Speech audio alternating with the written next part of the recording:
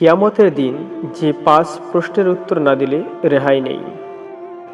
আল্লাহ তাআলা আমাদের দুনিয়াতে কিছুদিনের জন্য পাঠিয়েছেন, আমাদের স্বাধীনতা দিয়েছেন, বিবেক দিয়েছেন, বুদ্ধি দিয়েছেন, ভালো মন্দ যে কোনো কিছু করার যোগ্যতা দিয়েছেন।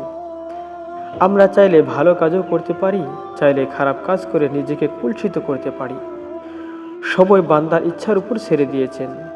তবে এর সঙ্গে বলে দিয়েছেন যে দুনিয়ায় যারা ভালো কাজ করবে, সৎ আমল করবে, তারা এর উত্তম প্রতিদান পাবে এবং তাদের জন্য পরকালে আছে সুখময় জীবন ব্যবস্থা। বিপরীতে যারা নিজের মন মতো চলবে, তাদের জন্য আছে কঠিন শাস্তি। আল্লাহ তাআলা বলেন, যে ব্যক্তি মুমিন থাকা অবস্থায় সৎকর্ম করবে, সে পুরুষ হোক বা নারী, আমি অবশ্যই তাকে উত্তম জীবন যাপন করাবো এবং তাদেরকে তাদের উৎকৃষ্ট কর্ম অনুযায়ী তাদের প্রতিদান অবশ্যই প্রদান করব।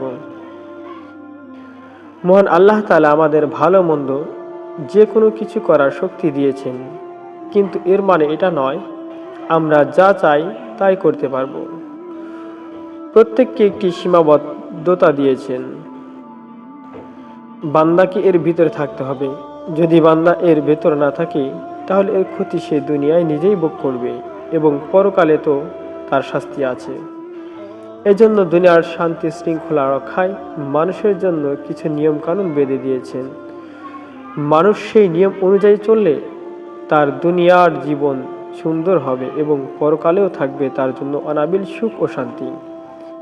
আব্দুল্লাহ ইবনে মাসউদ রাদিয়াল্লাহু তাআলা আনহু হতে বর্ণিত, নবী সাল্লাল্লাহু আলাইহি ওয়াসাল্লাম বলেছেন, কিয়ামত দিবসে ৫টি বিষয় সম্পর্কে জিজ্ঞাসাবাদ হওয়ার আগ পর্যন্ত আদম সন্তানের পদদয় আল্লাহ তাআলার কাছ থেকে সরাতে পারবে না।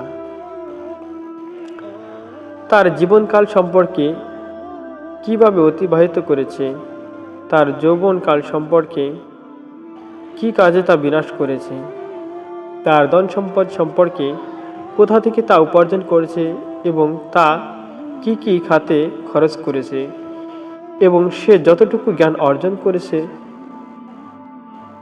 সে মোতাবেক কি কি আমল করেছে।